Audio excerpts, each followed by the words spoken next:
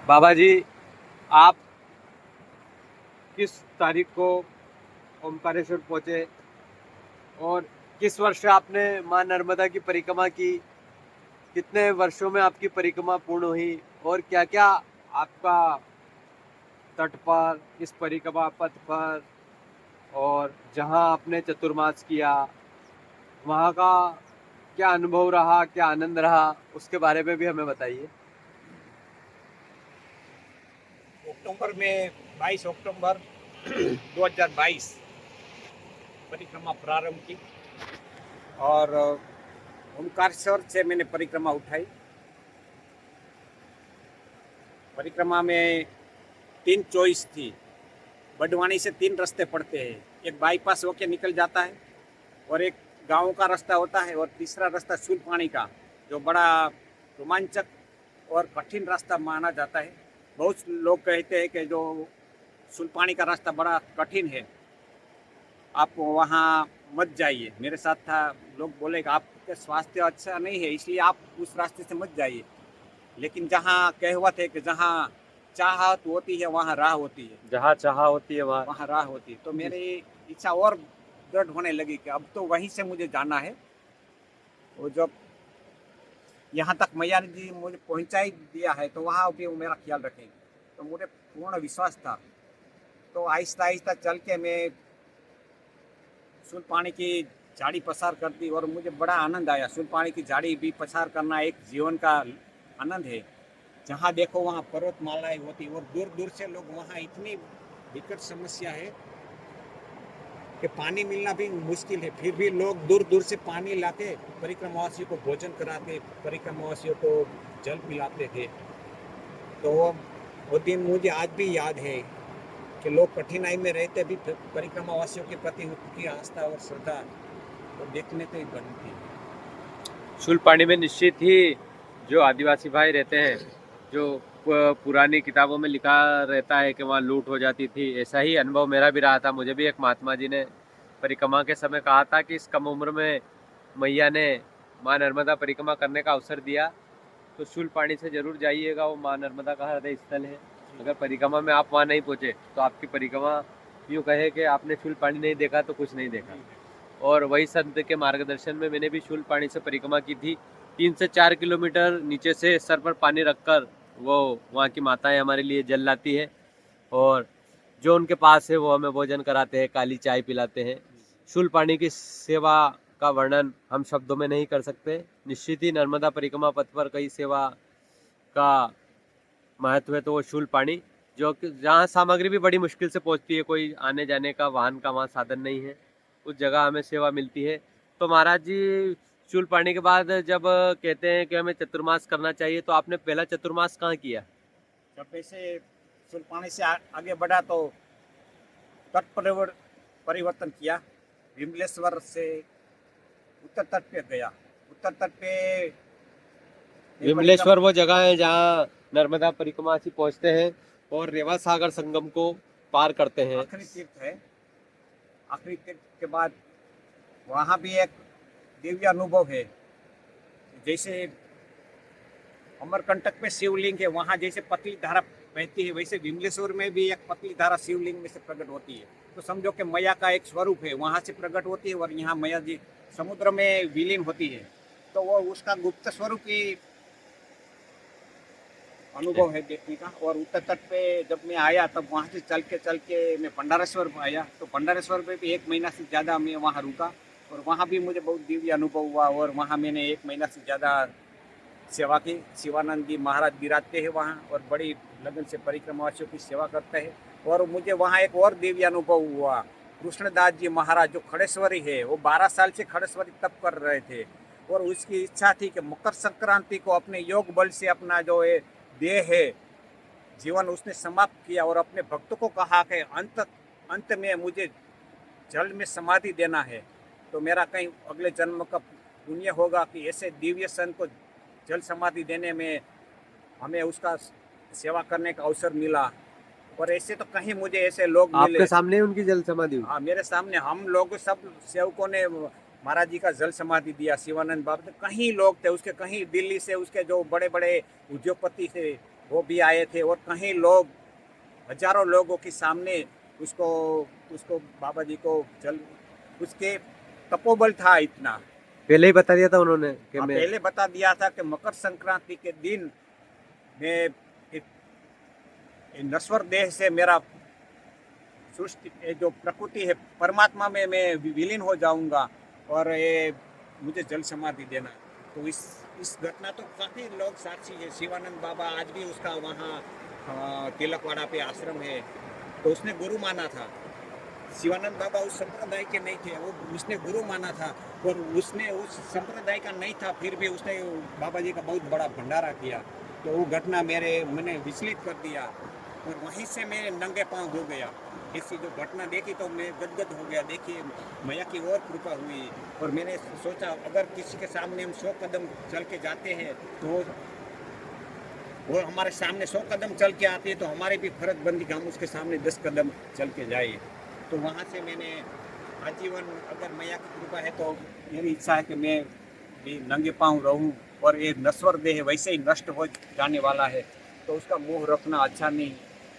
तो भगवती की कृपा है। वहाँ से मैं आगे चल के, चतुर्मास का समय आ गया, बारिश की भी समय समय पर बारिश हो रही थी, और खेतों के रास्ता बड़ा दुष्कर था। तो काफ़ी जगह मुझे बोलते थे बाबा जी यहाँ रुक जाइए आप चतुर्मास के लिए, लेकिन मेरे मन में इच्छा थी कि जहाँ मेरा चतुर्मास हो वहाँ गौशाला हो और मैया का तट हो।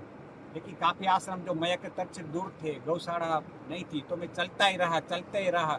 और चतुर्मास का एक दिन पहले हमारे ग्रुप से जुड़े हुए थे अशोक पारेख जी, और मुझे लेने आए। वो बोले कि बाबा जी अब बारिश शुरू हो गई और कल से चतुर्मास शुरू हो रहा है, तो आप मेरे साथ चलिए, मैंने आपकी व्यवस्था करवा दी है। तो उसने करुणाधाम आश्रम जो चांदलिया जी महाराज का है भोपाल वाले, वहाँ मैया जी के तट पे और 2 गौशाला है, और वहाँ सुंदर आश्रम है।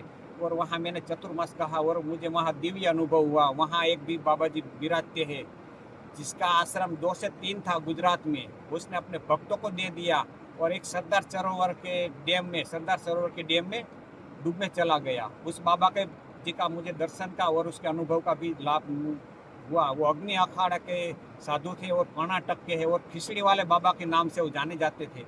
और ऐसे तो मुझे कहीं दिव्य बाबा को अनुभव, और मेरा वहाँ चतुर्मास बड़ा सुखी अच्छा रहा। वहाँ के लोगों का भाव भी मुझे अच्छा मिला, और वो मैं दिन आज भी याद करता हूँ कि मैया की कृपा से मेरा चतुर्मास बहुत बड़ा अच्छा रहा। आपने वहाँ चतुर्मास किया, आपने बताया था चर्चा में कि वहाँ गौशाला थी, तो गौशाला में आपने सेवा कार्य भी किया। हाँ। डॉक्टर ने आपको वजन उठाने का मना किया था, पर आपने जो गौ माताएं होती है गौशाला में, उनके गोबर को इकट्ठा कर करके अपने सर पर रखकर उसको भी, जो उसका स्थान होता है वहाँ, वो सेवा कार्य आपने किया। तो इस बीच में क्या कोई समस्या आपको आई वजन उठाने से या कुछ? इसमें क्या है बाबा जी, जो हम बीमार होते हैं तो मेरा पहले से कहना, अगर हम बीमार होते हैं तो दवा लेके अच्छे हो सकते हैं, है ना, पैसा भी मिल सकता है, लेकिन जो जीवन में से समय चला जाता है वो समय वापस नहीं आता। तो वहाँ मैंने ऐसा काफ़ी सेवा की कि जिसकी वजह से मुझे ट्यूमर हो गई थी, वापस ट्यूमर हो जाती थी, तो मैं वापस ड्रेसिंग करा के ठीक ड्रेसिंग करा लेता था, लेकिन सेवा में नहीं छोड़ता था।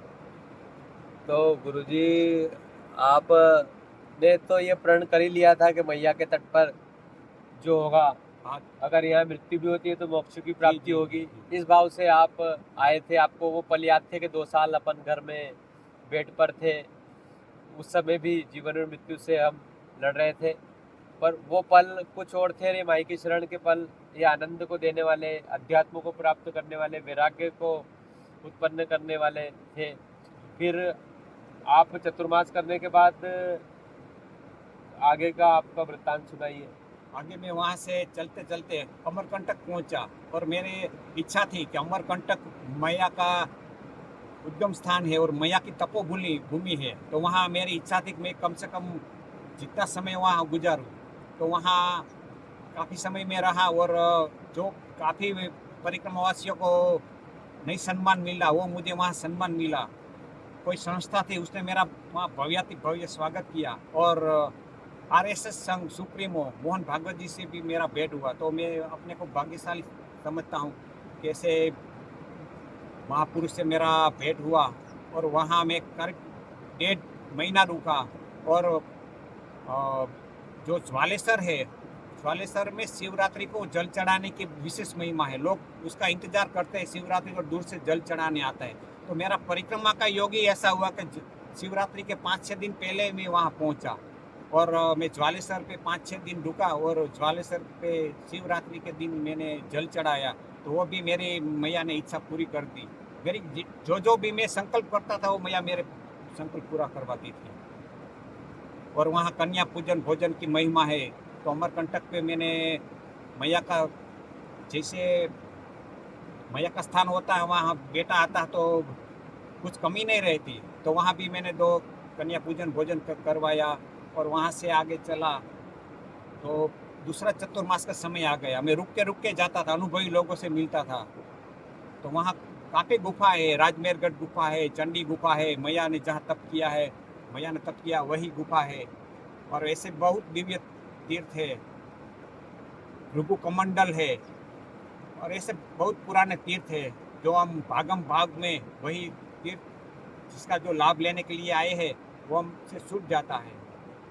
और हाँ, परिक्रमा करना है तो थोड़ा समय लीजिए, परिक्रमा के उन तीर्थों जी। का महत्व को जानिए, जी जी वहाँ के दर्शन कीजिए। जी जी दौड़ भाग वाली परिक्रमा में ये सब चीज़ों से हम वंचित रह वंचित रह जाते जाते हैं। हैं। तो आप परिक्रमा में हैं, परिक्रमा में आप चल रहे हैं, तो इस बीच में क्या घर संपर्क होता था परिवार में? आपने बताया था कि बस माताजी हैं, तो उनसे जी संपर्क आप बीच बीच में करते थे? जी जी। और जब मैं परिक्रमा में आया तब मेरी हालत अच्छी नहीं थी। तो मैं फ़ोन करता था तो मेरी माँ रड़ती थी। तो बोले मेरा बेटा क्या खाता होगा, क्या पीता होगा, क्या रहता होगा। तो मैंने उसको फ़ोन में बताता था कि यहाँ कुछ तकलीफ नहीं है। तो जो बात हम फ़ोन पे कहे और वो खुद प्रैक्टिकल आके देखे उसमें बहुत डिफरेंस होता है। तो मैंने सोचा है बीमार पड़ जाई तो मैंने उसको मिलने के लिए बुलाया। तो जैसे मैं मालसर पहुंचा गुजरात तो मेरा भांजा छोड़ने आया और 2 महीना मेरे साथ रही। और उसको बीपी की बीमारी थी। तो मेरे साथ रहने से उसकी बीपी की बीमारी भी चली गई। तो सबसे बड़ी डॉक्टर मैया है। तो आज वो बड़ी खुश है। मैं फ़ोन करता हूँ तो नर्मदे हर कहती है, वो हंसती रहती है। देखिए तो वो सब मैया का चमत्कार है। उसके जीवन से भी दुख चला गया और उसको सबसे ज़्यादा चिंता खुशी नहीं तो है। आपकी हुई होगी हाँ, उनको कि बिल्कुल चिंता नहीं है कि मेरा बेटा पूर्ण रूप से स्वस्थ है, वो उसको कोई प्रॉब्लम नहीं है। तो वो सब उसकी लीला के बिना वो सब संभव नहीं है। तो देखिए मैया ने दूसरा चमत्कार ये दिखाया। पहले तो सुरेश बाबा जी को स्वस्थ किया, फिर इनकी मैया को बीपी की बीमारी थी। जब ये रुके 2 महीने, माताजी को भी बुलाया, माताजी इनके साथ रही मानसर गुजरात में। और उन्होंने बताया कि माताजी को बीपी की बीमारी थी, 2 महीने वो भी मैया के तट पर रही। तो उनका भी ये रोग वहीं से मैया की कृपा से खत्म हुआ। कहते हैं साक्षात अगर इस धरती पर कुछ है तो वो माँ नर्मदा है, जो इन कल कल बहती धाराओं में हमें एक संदेश देती है। और उस संदेश को सुनने के लिए हमें माँ पर विश्वास की ज़रूरत है। माँ पर अपना अटूट विश्वास हमें ये बताता है कि जिसने इसके दरबार में आकर जो मांगा वो उसे मिला। ये भक्त की श्रद्धा और विश्वास की एक ऐसी कहानी थी जो हम माँ नर्मदा के तट पर बैठकर ही आपको बता रहे हैं। आगे भी और कुछ जानकारी देंगे। मातश्री नर्मदे हर।